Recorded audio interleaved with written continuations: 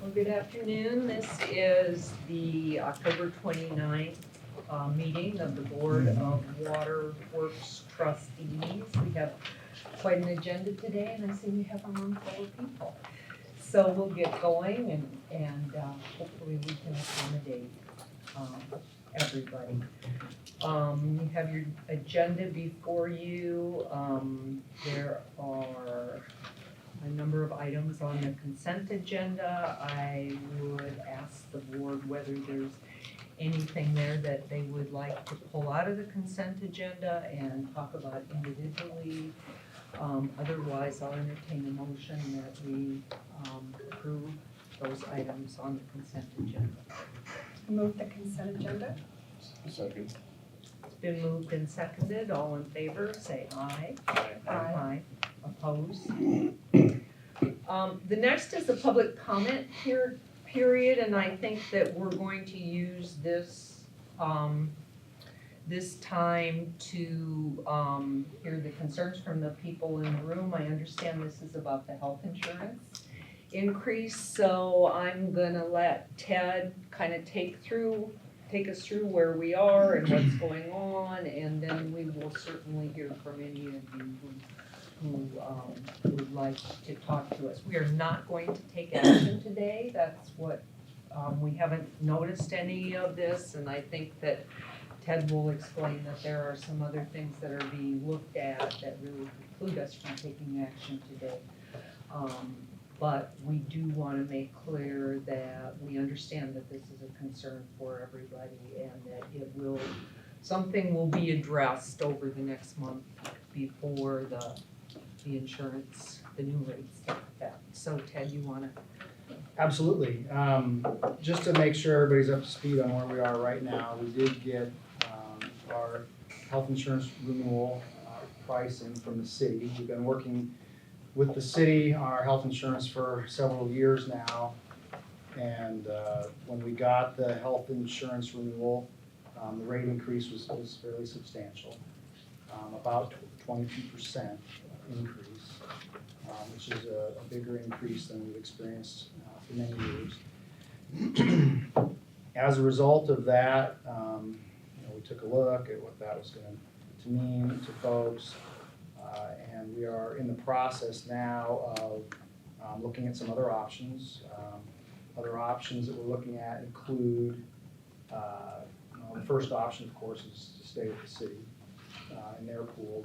The second option that we're looking into is going back out to the market through a broker to be our own pool again and see what that would look like, see what the rates would look like for that, for us to be a standalone entity like we were for many years historically.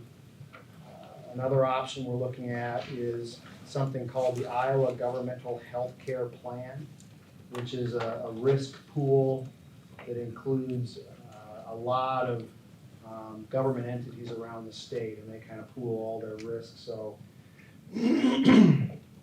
it's similar to what we have done with the city, but different in that it's an even bigger pool. And our understanding is that we would actually be more integrated into that pool than we are with the city. So we're checking that too as a long-term option. Those may be things that we could do. It's not clear yet, we don't have any pricing back on any of that, so it's not clear yet whether that would be better than what we got from the city or worse, or exactly how that would shake out, so we're looking into that. The other thing that we're doing is just taking a look at statistics and trending and comparing what we've done historically to the position we're in today to see what can be done. Ted, can I ask a question? Those alternatives that you're looking into, you think we could make those changes before the existing rates take effect? I mean, do we have time? We do believe that we have time. Okay. The broker has told us, I don't know that we're as far down the road with the Iowa governmental health care plan. They're planning to give us a quote, but the broker has told us that we could indeed get pricing from an independent, or an insurance company as to become our own independent unit again and have those prices in effect in time to start that at the first of the year. So the city is in the same position? No. No, they are not. And even though we're working with the city and we're part of their pool, they kind of keep us in the corner of the pool, if you will, so that our experience and our claims affect our premiums directly and not theirs overall. I heard that the city, their renewals are in July instead of January. Is that true, Doug? Yes. So they're even off cycle from us. So when we went to the city, we got meaningful benefit from that. Our premiums actually went down. A very good experience. Last year wasn't quite as good, and our premiums increased meaningfully, and this year they really increased a lot. So I think it's appropriate that we look around for other options at this point. Okay, with that, I think we'll open the public comment hearing, and after hearing, where we are and what we intend to do over the next couple of weeks and looking at this, understanding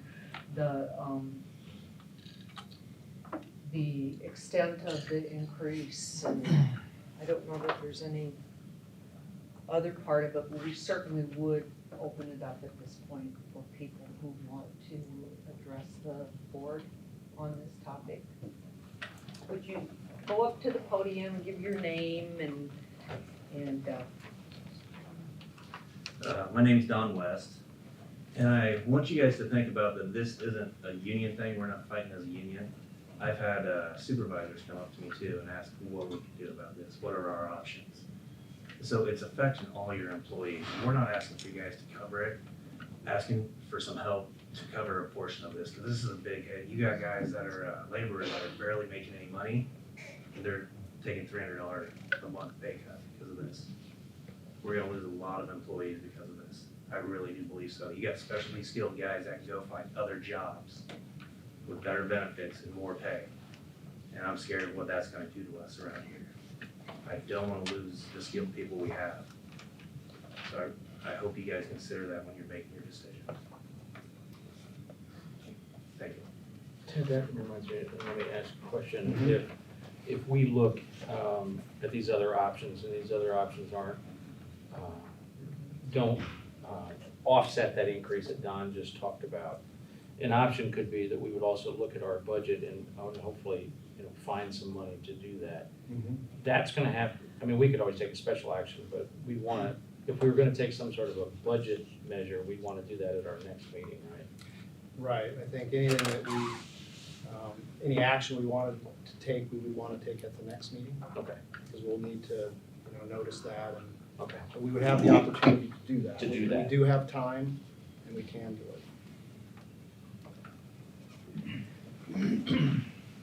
My name is Steve Graham, and I hope that this can be done expeditiously as possible, because our families, we're gonna have to look at other options.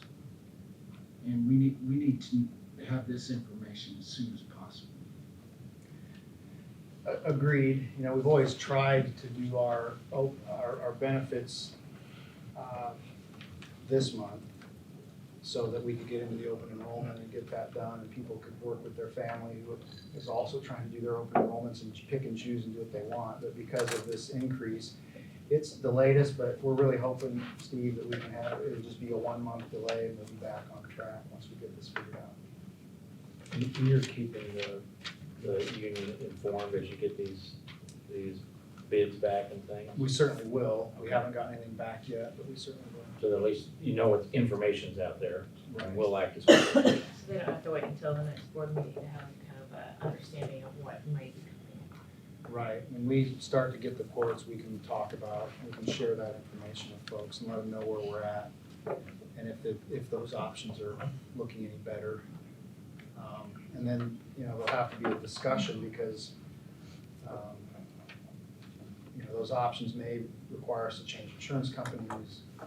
And that's always a bit of a hurdle. But yes, we'll certainly share that all as time goes on. Don, is that helpful? You be kept informed of that? Yes, we would appreciate that. And, Thank you. when do we anticipate, I mean, we will get it back at the next board meeting to take action, but Right. is it finance and audit that should take a real close look at options and recommendations, given the information that comes in? I don't know, Doug, do you know if we'll have the options by finance and audit? We're supposed to have them sometime this week, so. That's Well, and Ted, I'll possible. just say as important as this is, we have to Sure. call a special I meeting. agree, Let's do I it. agree. Right. You know, we have a lot of time before the next board meeting. Because finance and audit has actually been canceled at this point, not that it can't be rescheduled, but I just wanna make that reminder, it's not on the calendar at this moment. Well, I think we need to put something on the calendar so that we can have people really go look at and understand what's going on and where we are with the budget, how it impacts the budget, what our options are. Yeah, we can certainly pick a time, we'll look at when we're supposed to have the proposals back, and we can pick a date when we think we'll have those back, and then we can share that information. I think health insurance is something that impacts everybody across the board, not only in this organization, I think we're experiencing some of what a lot of different places are experiencing. I'm tough on the almost 43 years. And this isn't gonna affect me but for another year, so I'm not too concerned about myself, but I am concerned about some of the younger guys that are, and we are a young family. Looking at the rates that Don passed on to me. Well, just, for instance, myself, I'm on the Heidi Health Plan, HSA plan. They used to put in, it's going down every year, but last year they used to put in $97. So over 26 pays, that's almost $2,600. I'm thinking, according to the contract, I get about $1 raise this time for next year. Well, that's $2,080. So basically, I'm in the hole $600. That's just on the health insurance, not counting bread, milk, gasoline, everything else. Now, these younger guys, you know, they're new, they're in the step range, and it's gonna affect them a lot harder. Young families, kids, mine are grown and gone, grandkids I have, they're about as expensive as kids. But the other two plans, if you look at them, I think they're even gonna cost them more. I mean, last year, it was costing us $86 for a family plan for the, is that $1,000, Don? Or the- $1,000 is gonna be $300 a month. Okay, I can't see the other side of the page here. So you take that over 26 pays, it's going up from $86 to $225. Okay, the other one's going up from $24 to $150 a pay. There's 125 times 26, do the math. Like I say, it's gonna hit these guys pretty hard. So whatever you do, if you go to an outside vendor, whatever, if you don't, if you have to stay with our insurance, like Don said, maybe you can't kick in the 100% increase, but I guess something's better than nothing for these younger guys. Thanks.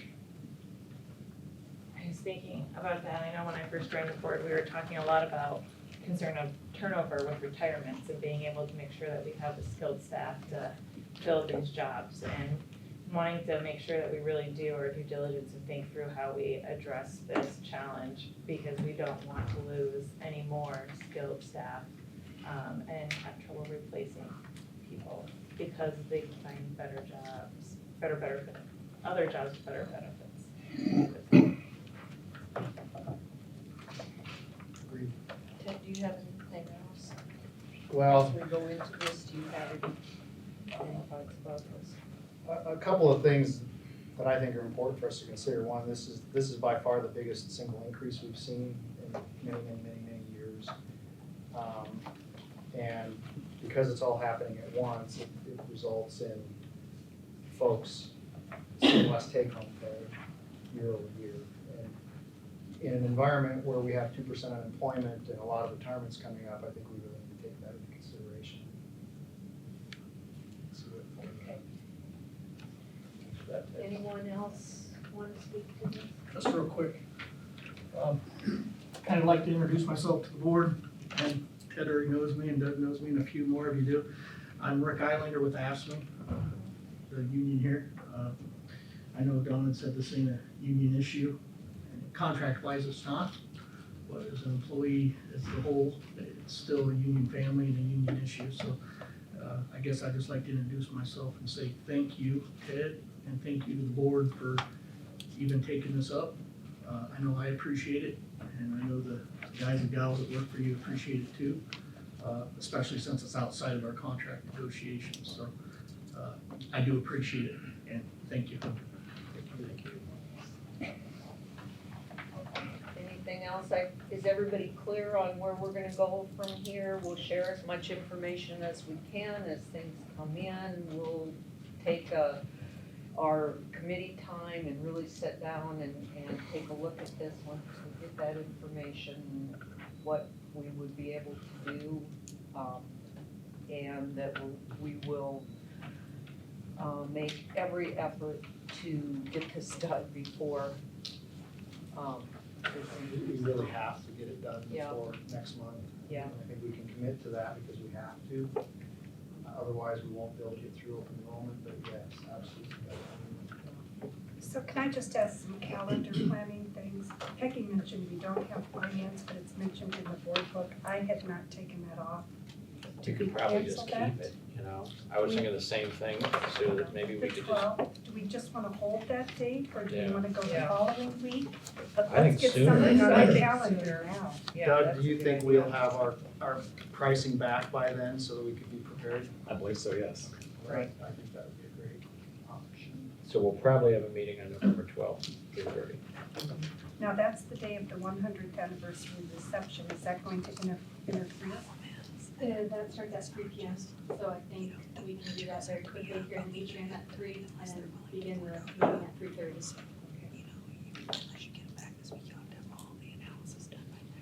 I don't want people to leave if you still have questions about where we're going on this. So did we answer your questions about how we're gonna deal with it? I appreciate everybody coming. Mhm. And this is something we gotta work on together, and this is a good example of how we do it. You know, if I don't say it enough, I appreciate what the employees do here at Des Moines Waterworks every day. I appreciate our relationship with the union, and I've been proud of that over the last few years. This is just something we're gonna work on together. This tests our relationship, and let's come out on the right side of this. Now, and you're all welcome to stay for the remainder of our meeting. It's very exciting. Thanks for coming. A couple hours more stuff. Thanks,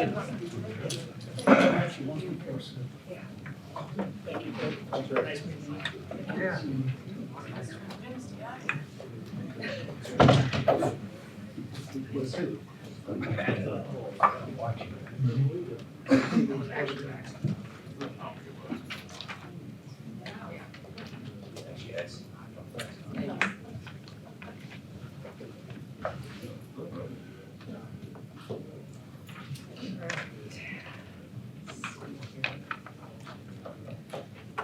So we have it, if we meet again financial, and it's not should we all, is that when we all have that discussion? Everybody can certainly come at that time, yeah. I This think is, there's value in that. if be it's good, available. yep, yep.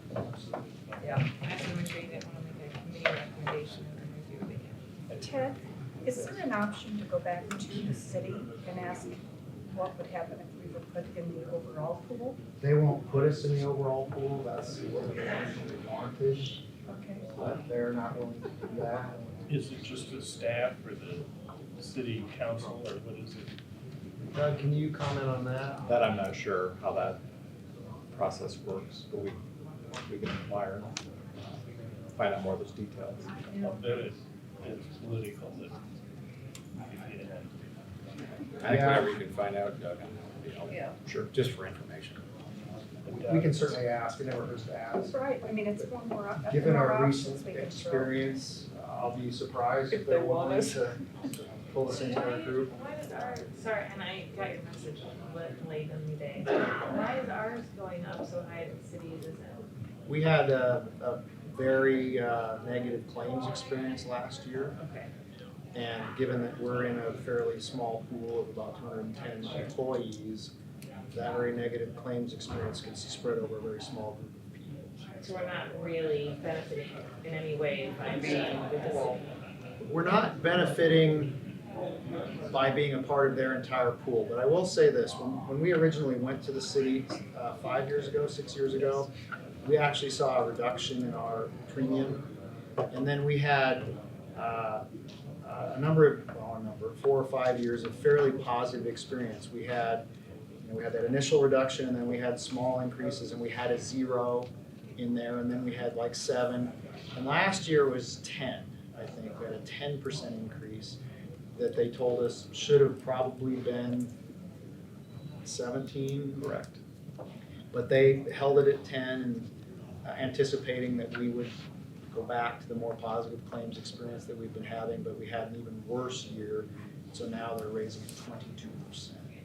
Does the city get any benefit from us joining with them? You know, we pay them a small administrative fee for each employee, Okay. so there is certainly that. And then I think that if we have positive claims experience, they do benefit from that some way. Okay. But if we have negative claims experience, they get nothing out of it other than That that. doesn't seem. That doesn't seem quite right, does it? They benefit, but they don't pay a price. Right, right. Doug, can you give any more detail on that or elaborate beyond what I just, correct what I just said if you did? The city is self-insured, and so they have, with Waterworks and also the Des Moines Airport Authority they're kind of within their pool, but again, I think each of us are kept separate from the overall city employee population when they're determining our rates, and so that's the extent of our understanding of how that works, basically, so.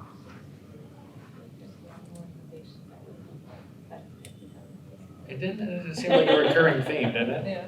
Did you have, well, after the letter to the editor in the page today, the Iowa Association of Municipal Utilities, I looked at their webpage. They're doing some webinar on insurance. It's more what kind of insurance should we buy.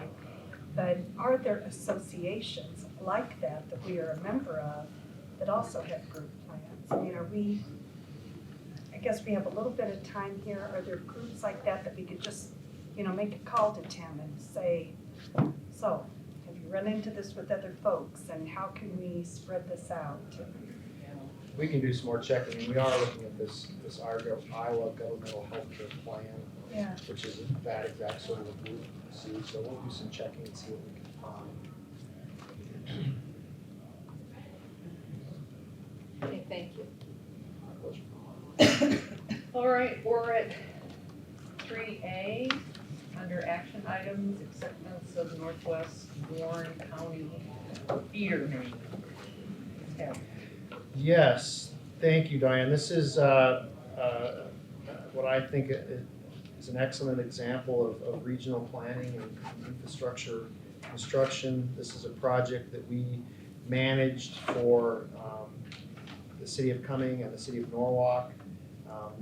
We did the work, they paid us to do the work, they paid all the costs, and then they get shared benefit out of this project. Installed water main from near Maffett Reservoir to downtown Cumming. A booster station is under construction, but this project is done and ready to go into service.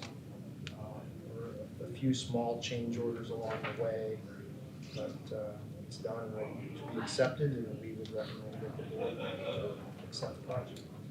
Need a motion to accept the Northwest Warren County feeder main completed by Vanderpool Construction, Inc. in the amount of $1,620,399.82. So moved. Second? It's been moved and seconded, all in favor? Aye. Aye. Opposed? Right.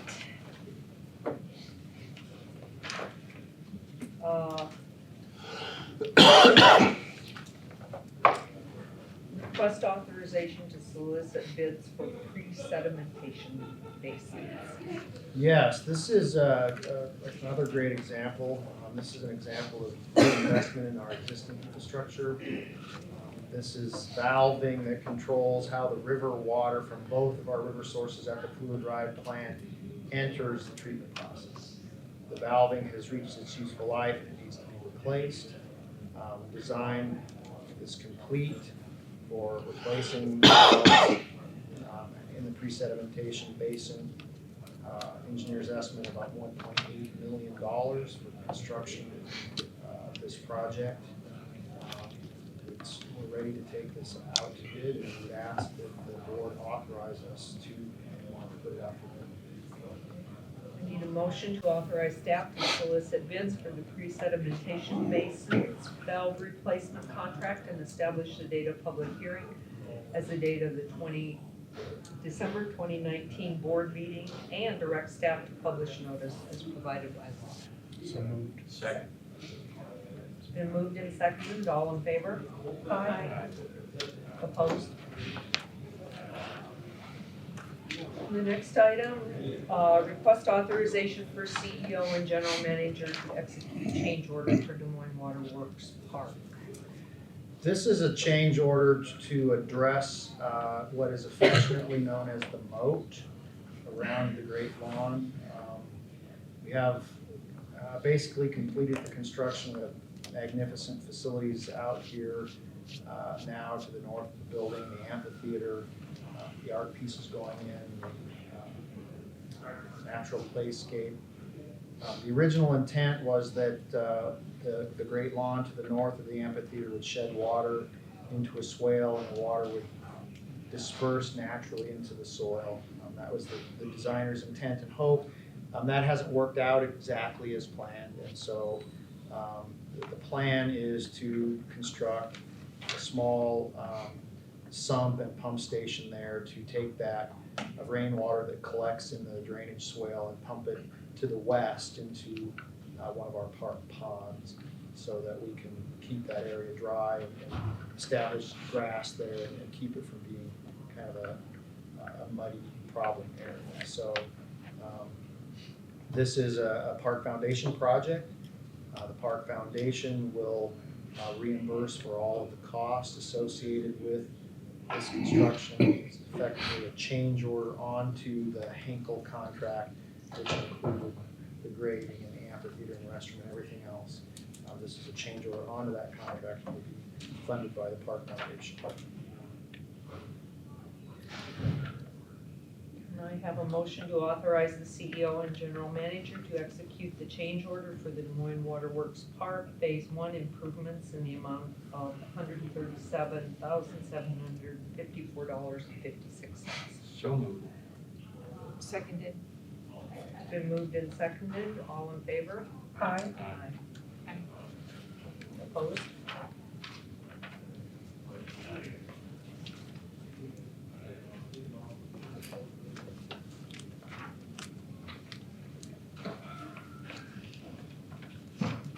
The next item is the Cummings system redevelopment fees. Yes, this is an item that we've touched on a number of times, both in board and committee meetings. We adjusted the system development fees in Cumming once, fairly recently, basically dividing their fairly large fee between our system development fee and their building permit fee. Developers in the Cumming area continue to have concern that the fees were too high and needed to be addressed again. We spent significant time, Amy, Kayla, and Mike McKernan specifically spent time working with the city of Cumming. They visited with the mayor and council members and the clerk and shared with them a number of options. Basically what it came down to was fees that were being charged were adequate to in and of themselves pay for future capital needs as option one. The other option was to use water rate revenue to build some of that capital need and reduce the fees to a lower level. Ultimately, the city Cumming did decide to lower the fees again and use some of their water rate revenue to help build that capital fund, with the understanding that if development in Cumming occurs very rapidly and there hasn't been time for that water rate revenue to build a capital fund, they may be short. They included that in their resolution. They understood that they may be short. And they have asked us to, again, amend our system development fees that we charge. I will direct the board to a letter that was laid on the table. We just received it today from Whitfield and Eddy, the developers' attorney, thanking the board for their consideration of this matter and indicating that they and the developer support what has been proposed here and what the city of Cumming has already approved. So what is before the board today is to essentially reestablish the system development fees in Cumming as $950 per 1-inch tap. That in combination with $925 collected through the building permit process will be what is used to build Cummings capital fee in addition to water rate revenue that they'll be collecting through their rates, which are higher than average, certainly in the area. So can you tell us where that lands from what was initially proposed? Well, I can tell you that the combination of the $925 building permit fee adder and the $950 system development fee, those two in combination are about $1,400 less. Amy, do I have that correct? Building permit fee combined $1,400 less per tap. Will be collected for each lot. The combination is currently, I can't do mental math, the combination is $32.75 currently, Okay, and we are it's going to $1,875, $18.75 jointly so that's $1,400 adjusted. less. Do you want a motion on this before discussion? Can I have a motion to approve the proposed revisions to the Cummings system development fee schedule with an Implementation date of November 18, 2019, and publication of the changes as required by statute. So moved. Second. Okay, all right. Question.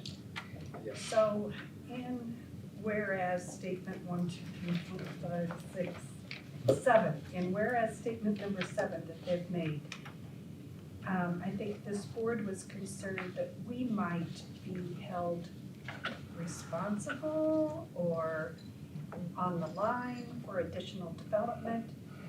This says nothing about those inherent risks and who's gonna be responsible. You have a property owner that pays the $9.25 for the tap, but there's not a water line to connect it to bring it to them. Who's responsible? Or, there's just That no, was a concern that I had about the resolution that they did. They understand the risks are there, but they don't understand that the risks are theirs to take. exactly, They're not that's a ours. better way to say it. Understood. In answer to Sue, your question, the developers will be responsible for putting in the water lines for the homes to connect to. That's how that will go. But I do understand your concern related to if they don't collect enough money and they get to the point where they need to build a water tower. Right. Who's gonna pay for that? That's exactly. I agree, it's a bit vague in here, but I would say that in our discussions with them, they know that Des Moines Water Works is not responsible for that. And the capital improvement will not be made, or they will need to come up with the additional funding. And that is how we handle it now, so, I'm not a lawyer. So, I don't know that the, way that their resolution is written changes how we operate today. For all of our full service areas, if they need capital improvements, we maintain a capital improvement fund. If the capital improvement fund is not sufficient, we're planning ahead, for improvements that need to be made in the system. And if the fund isn't going to be sufficient to put a new water main in there, we're either going to raise the rates or ask them to pay cash. For instance, in Pleasant Hill a few years ago, there were some improvements made and they wrote us a check. Yeah, I think the difference here is that we initially came up with a system fee that we thought would be sufficient to do that. Right. They came in and said, and the developers and said, oh no, we don't want that much. I just want everybody to be clear that, if you're not gonna do what we recommended, You will be on the hook for it. you're on the hook. And even though that is the way that we manage it, I think most of the time we make a recommendation on what those fees should be We do. and they go along with it. That is So true also. by making it, I don't want politically for them to say, oh, well, the Des Moines Water Works Promised us this. the Des Moines Water Works didn't set the fee at a sufficient level, and now here we are. Yeah, the resolution is almost a matter of a PR purpose of putting it out there that everyone is on the same page. Exactly. Because even if we in the city are on the same page, that doesn't mean that the public is going to understand that this is the way that it's done and this is what was intended. So that's 2 attorneys at this table with concern. Can we hear from our counselor? The actual legally binding relationship is defined by the 2080 agreement. We have a total service 2080 agreement with the city of Cumming. And under that 2080 agreement, the residual power to set the fees as needed to make sure the books balance remains with this board unaffected by this deal. So you will always have the ability to set and collect rates as necessary to keep the books in balance for so long as that 2080 agreement remains in effect. The only change that could affect that would be a termination of the 2080 agreement, which contains a true-up provision, which would require the city to true that up as a part of the termination. So in terms of the legal relationship and the power to protect the financial interest of the board, that resides under the terms of the 2080 agreement, unaffected by these discretionary decisions about the current rate. So what I would envision is if the books get out of balance for any reason, then the board would take action prospectively to collect higher fees and rates to bring it into balance. So you still have that power. So we need to monitor growth incoming to see, because, I mean, what it says is if it is faster than anticipated, that it could trigger capital needs. I think you need to monitor the inflow and outflow as it occurs in the coming years. We do. Yeah, that's a normal part of what we would do. Correct. And just so you know that we have time, the numbers that Peggy and Amy were able to generate, you talk about a 10-year window.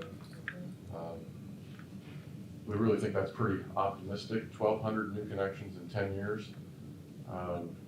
Should things go quicker than that, we're gonna know. We're gonna know at year 3, 4, 5, 6 that things are progressing. And we also explained to them that we will be monitoring the way their system is operating. I think we're gonna have a great opportunity to adjust these if we deem necessary. But you're right, we need to monitor their system. We are the managers of their system. We will be doing that. My point is the power remains here to make that work. And we Unaltered by this decision today. we review the fees every year to, the system development. Here's a thought.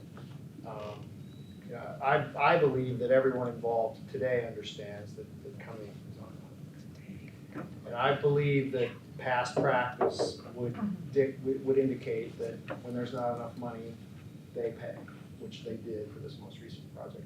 But what if we just communicate back to them and say, this has been approved Exactly what I was thinking. and, In a letter, right, we can, documented. we can just reaffirm our understanding that that this board does not carry that risk, that the council has assumed that risk, and we can respond back to them. And specifically to the whereas statement that they put in there about the inherent risks, that the board wants to ensure clear communication for future city councils, managers, whatever, because I want to get off on the right foot, but we've got an election coming up. I don't know if they have a mayor up, city council up, but we look at our own community and those surrounding us, there could be a lot of changes. So we just don't want to get off on the wrong foot, but I'm sure you've all communicated very well to them. I think it's worth putting it in writing. So if I could add to this board action, a friendly amendment to say with a letter as approved by Amy and our CEO, that would go with the acknowledgement of our agreement. Okay. Or something more legal, if council thinks that would be better.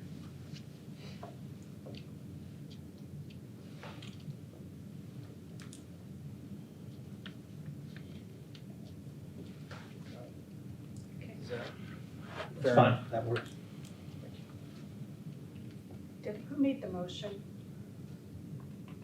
I think you did, so. I think I did. Thought Can you I did have my too. own friendly amendment? Robert's rules. Graham, can I have my own friendly amendment? Yeah, I think that's appropriate. So, do we have to have another second on that? I'll second. Okay. All right, it's been moved and seconded. All in favor? Aye.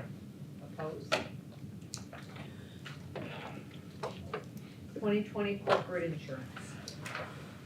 Yes, corporate insurance renewal was reviewed at the most recent Finance and Audit Committee meeting. Fairly positive renewal rates. I will remind everyone that we did increase our limit on fiduciary liability from 2 million to 3 million, and our cyber liability from 1 million to 5 million. Overall, a 6% increase, including those limits that were raised. We bring the full package to the board today for approval. I have a motion to accept the insurance program renewal submitted by LMC Insurance and Risk Management. So moved. Second? All I want to say, and correct me if I'm wrong, I think we're being represented well by our broker. Absolutely. I mean, it really seems to me like that's a good relationship. Absolutely. Beyond, by the way, the renewals, they did great work, responded absolutely when we wanted to take a look at cyber, had an approach on how to do it, handled that very well.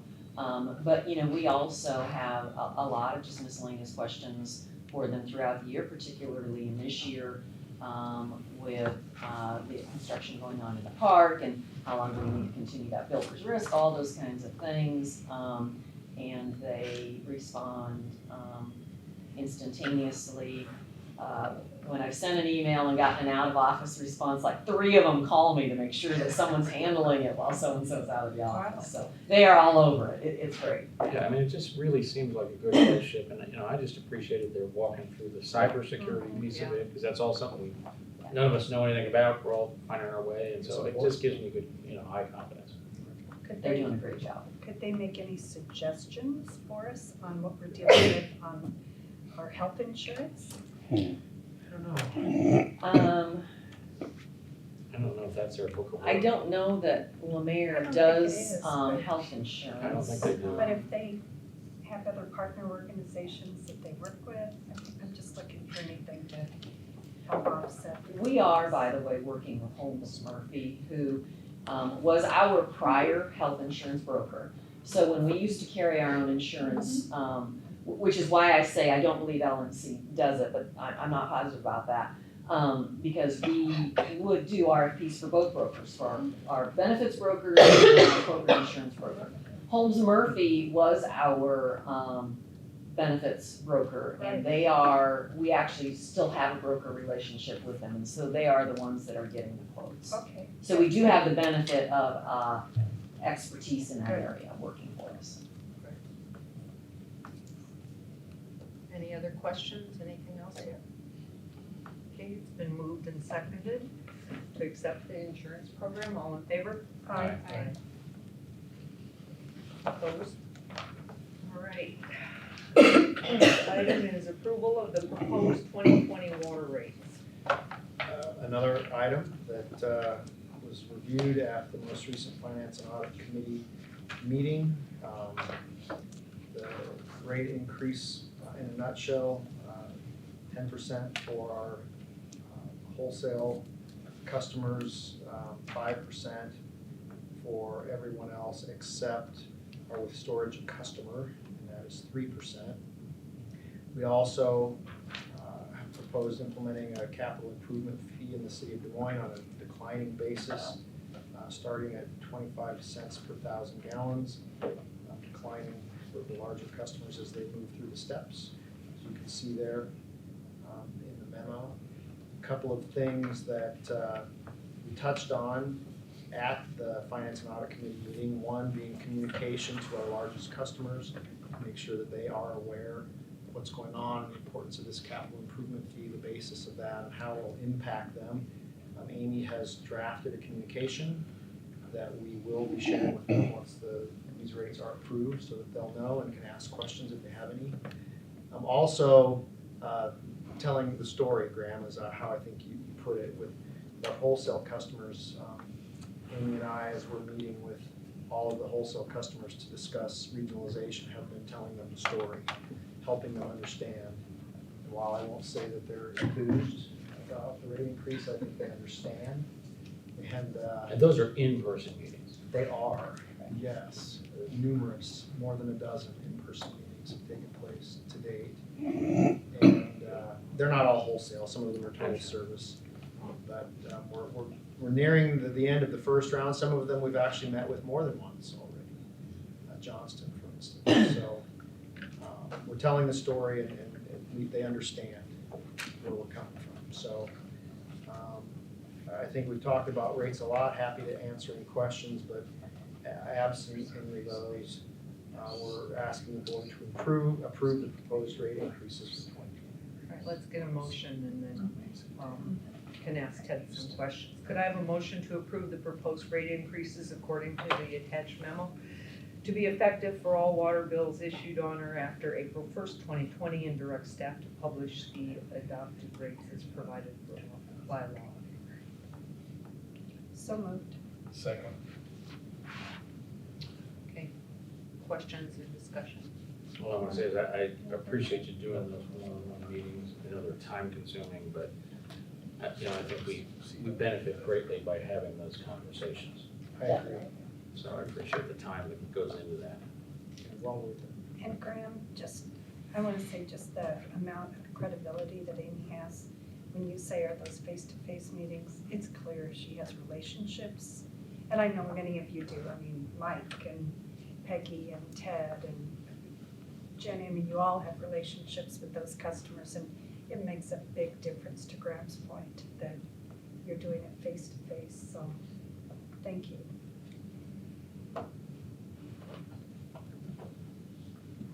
Anything else on this? Okay, all in favor? Aye. Opposed? Approval of proposed 2020 budget. Yes, what we're gonna do, ask the board to do today is set a public hearing for approval of the budget. Again, another item that was at our very active October finance and audit. It was a big one. It was an important one. Which is part of the reason we were hoping not to have one in November. Yes.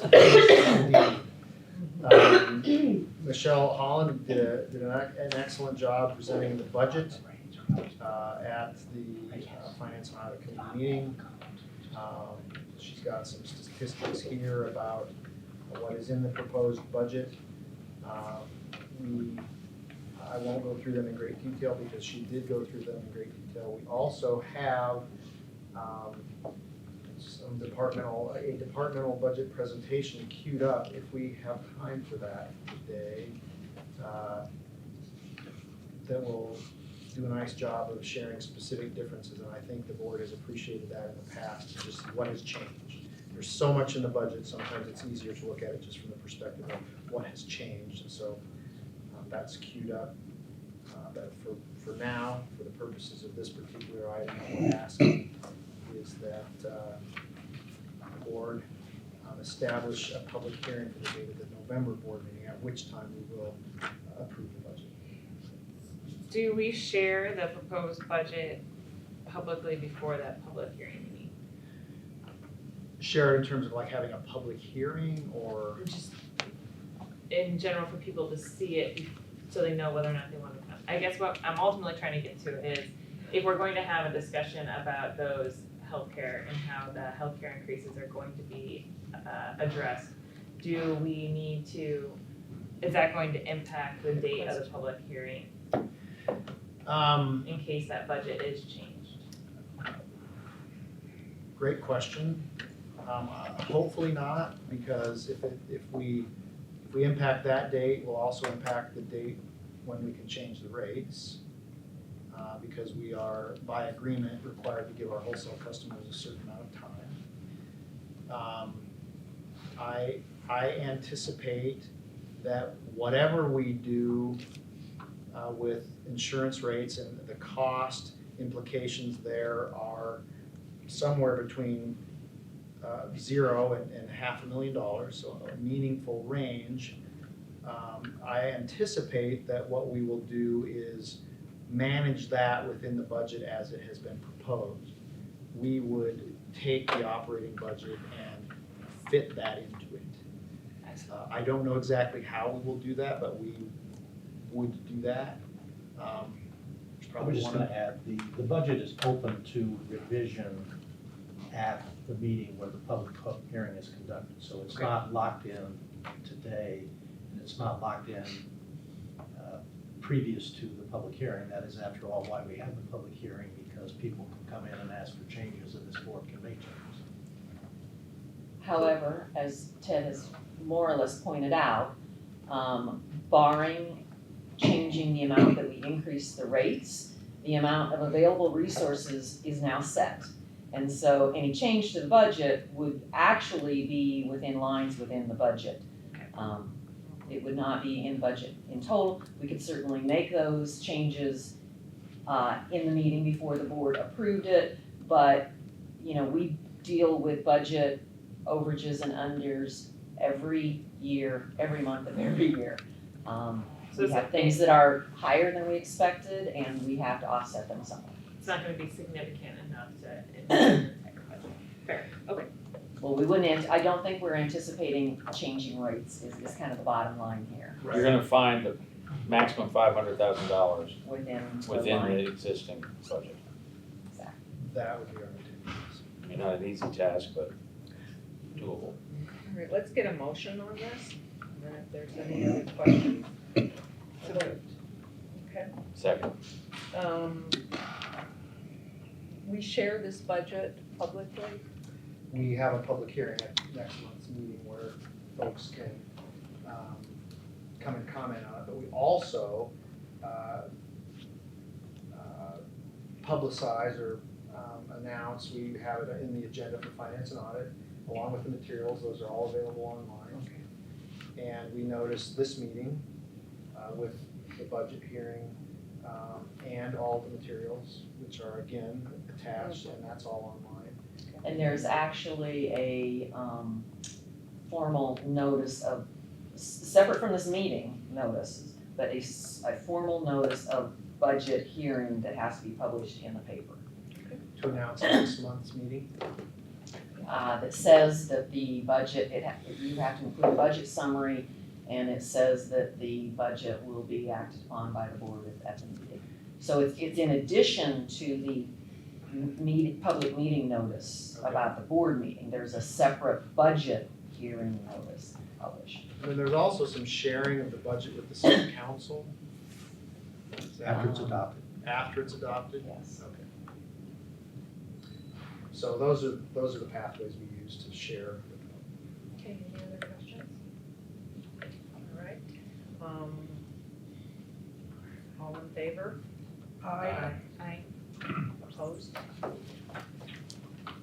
All right, the next item is the CEO selection process discussion, and I'm not gonna ask Ted to do that. I think that we had said that, when we appointed Ted, that we would revisit, take a look at what was going on at a later date. And I think now is a good time for us to get started on that. So I think the question is process, timeline. How are people feeling about that? We have a memo in here that really talks about how we have done it in the past. I don't know, whether you have a search committee or not have a search committee, whether we send it to one of the existing committees, whether we come up with a separate committee to deal with this. I don't know that there is anything that dictates that we do it a particular way. Full discretion of the board. So, with that, I'll open it up for discussion, because I really believe that that's the point that we're at. Does everybody feel comfortable on the timing of this? I know when we talked about it before, we had said, gosh, we don't even know what the job description is, because we don't know whether it's for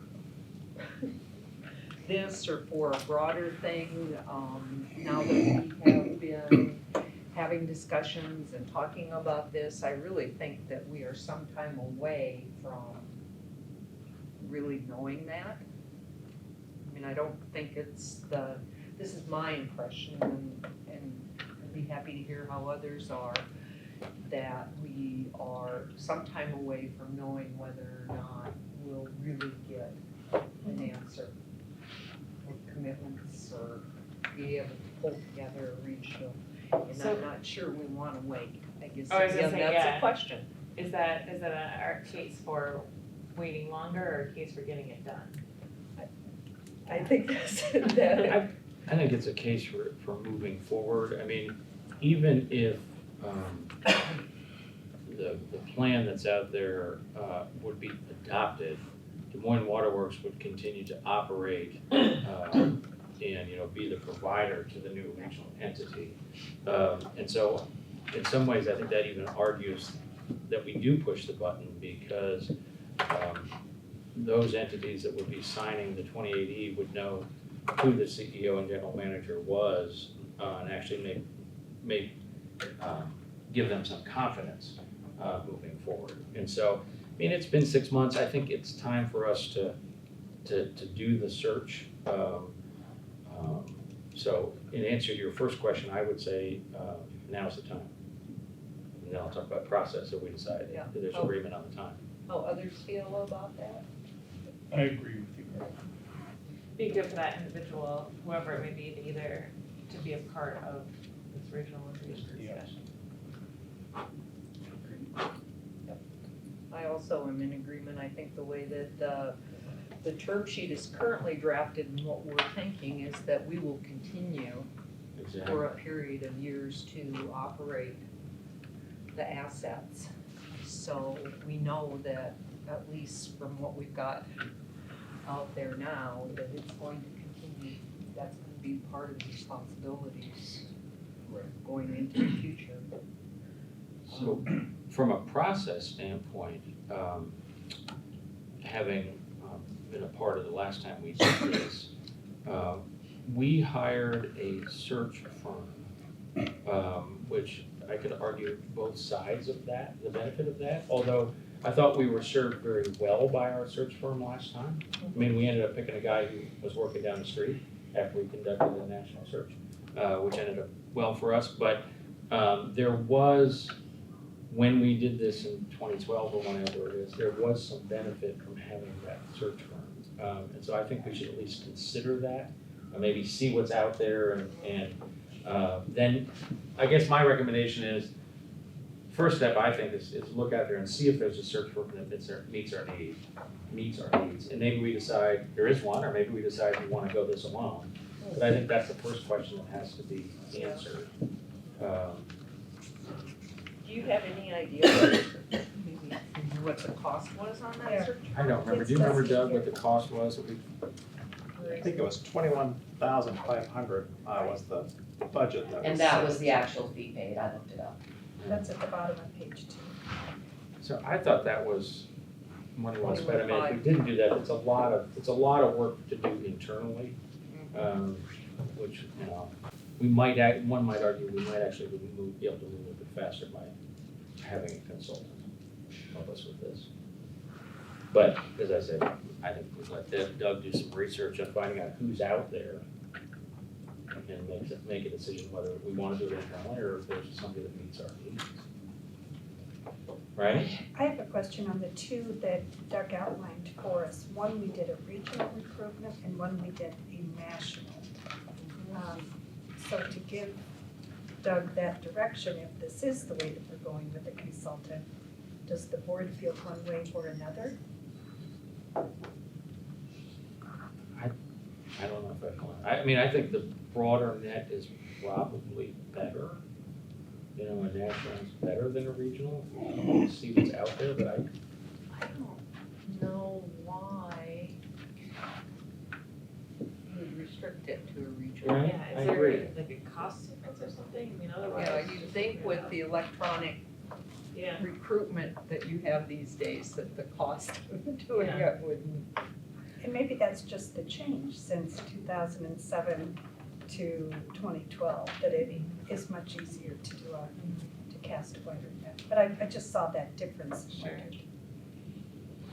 Well, how about to move this along, we could either send it to one of the existing committees or set up a special small committee to take us through some of the questions and. I don't know, I mean, Leslie and I served on kind of the search committee the last time around, which worked okay. I don't really know if we need a separate committee to do it, or if it's something we can all participate in, I don't know. You know what we could do is start with Doug reporting back to us on his findings after I think that makes however sense, much Sue. time to the full board or to a committee, either one. Yeah. And outlining a proposed process. Yeah, I And mean, if that's you a wanna great, that's a touch great base- idea. If Doug reports back to us in November, then we'll have some idea. And it seems to me then, if we decided to go with a search warrant or if we didn't, we could get those gears moving in December Yeah. with an idea that we're beginning to review candidates in January. I mean, I think that's all possible, Yeah. which sits well with me. I guess I wanna ask Doug, you're gonna be busy with some of these health insurance things, before the next meeting. Do you think you could do both, or would you prefer to have some additional time? I think we can do both. Okay. If you get tripped up, then let us know. Yeah, absolutely. So you're thinking that by November, we'll have an idea of what firms are out there? And we'll be reviewing those firms and selecting a firm in November, or just, I think we'll see how far he can get. I mean, okay, some may say, oh, we have to interview you, until he starts making the calls. Right. Would we put out, if we decided to hire a firm, would we have to put out an RFP? Or is that something that doesn't require an RFP? You have to advertise the position, if for no other reason, for EEO considerations, but you're talking about. But to hire a Hire a firm, consultant. would not have to do an RFP. You would not have to do it. Volume of fees that we would anticipate at this. Okay. I would think Doug could keep the chair informed of what he's finding out, and it's probably gonna be similar questions, and let us know, so we'll know how much information we'd have back by the November meeting. With Yes. knowing that the priority is insurance, right? Right. Yeah. I like that plan. I mean, I think it fits in nicely with our timing. I mean, have some discussion in November, maybe get the, ball rolling in December with the idea that maybe, that right after the first year, we can begin the process. I think that works in well with our regional discussions and everything else. So I'm comfortable with that. And we have CEO selection discussion as an action item. I don't know what we need more. do we We need need to act on it. to request maybe Doug? Follow up with the staff report to come back in November. All right. Wait, is that something?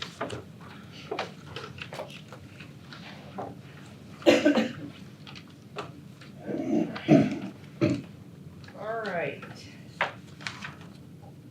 Ted, information items, anything you would like to bring to our attention? Laura, did you have anything you wanted to share beyond what's in your report?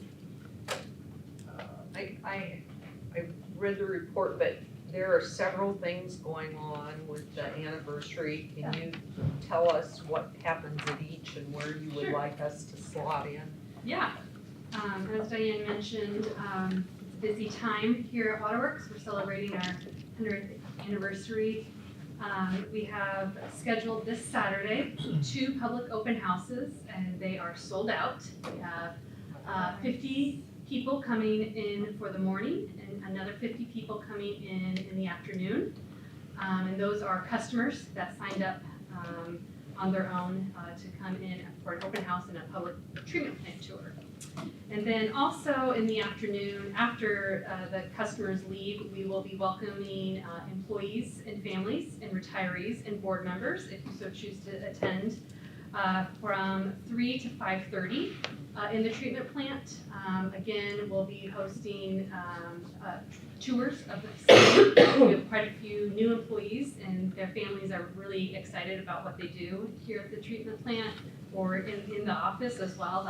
The general office will be open, so people can see their workstations and view our memorabilia out here in the atrium.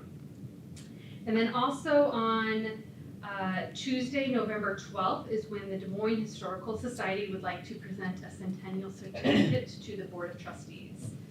So that will be a very brief presentation.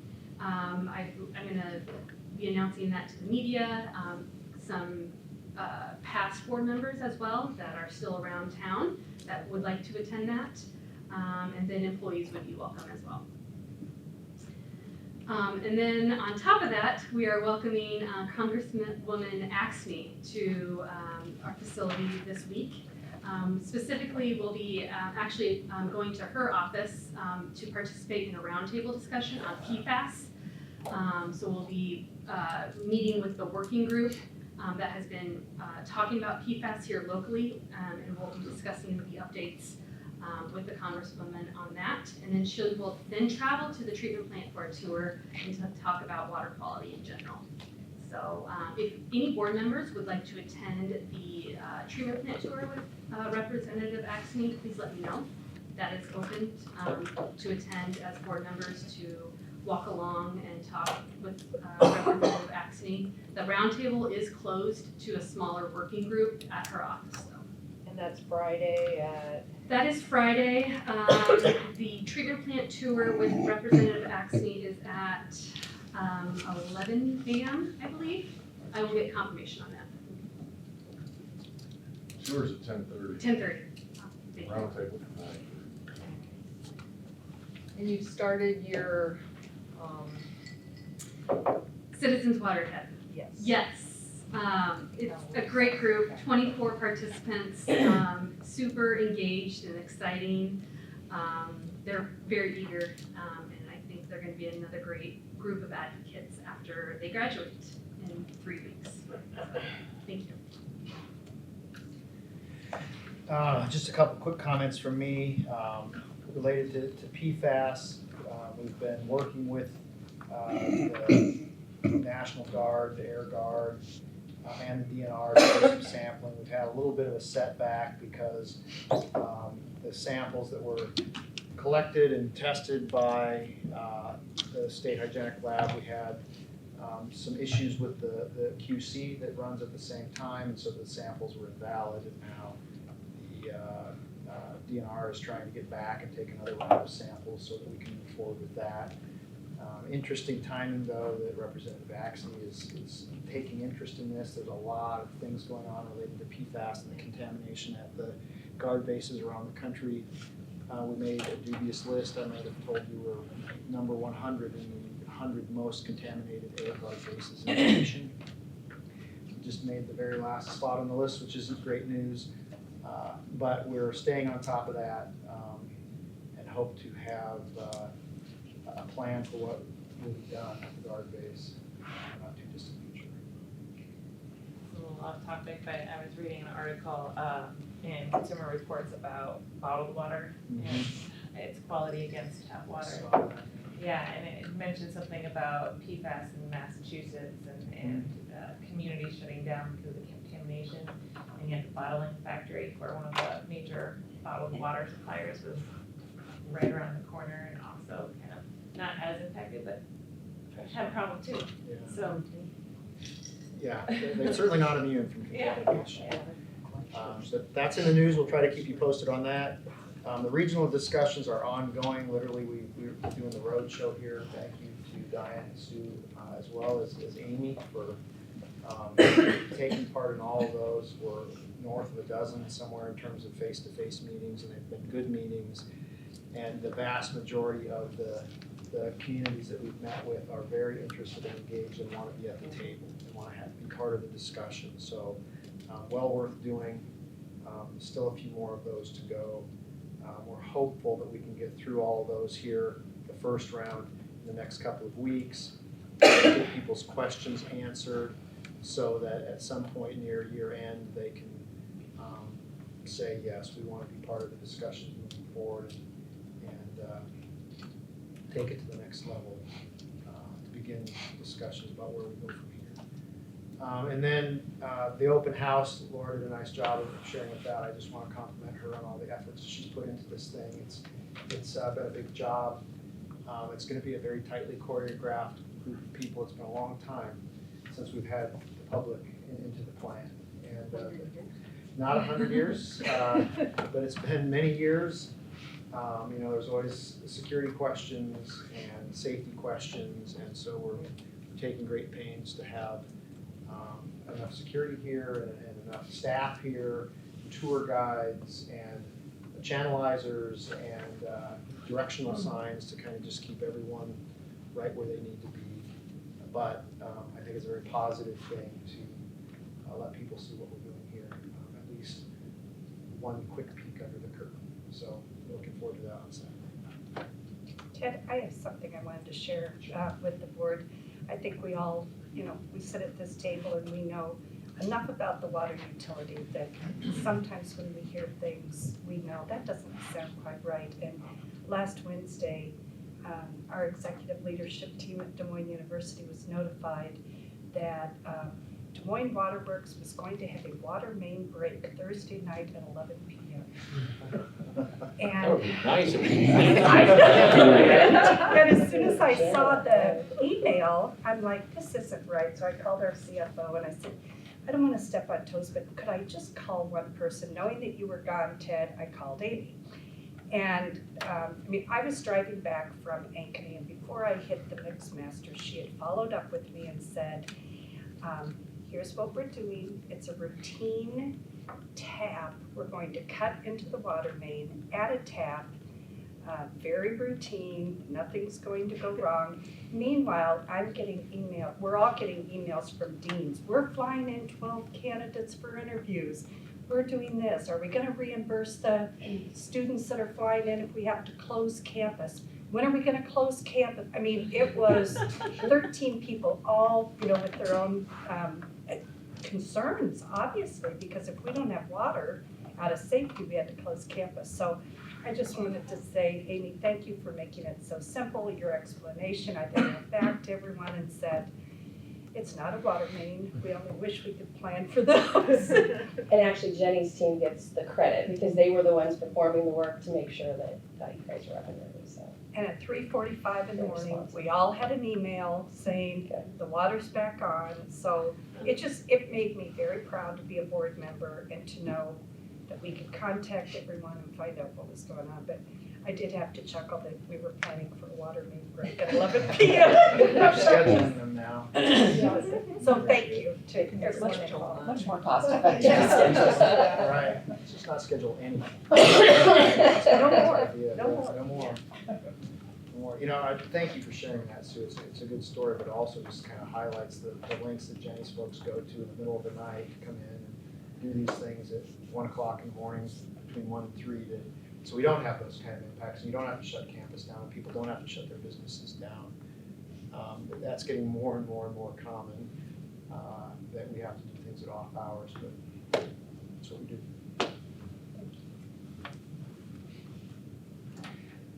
So how's our time? Good. Good? Well, let's adjourn. Could I have anything else anybody wants to talk about? Could I have a motion for adjournment? So Second? All in favor? Aye. Good.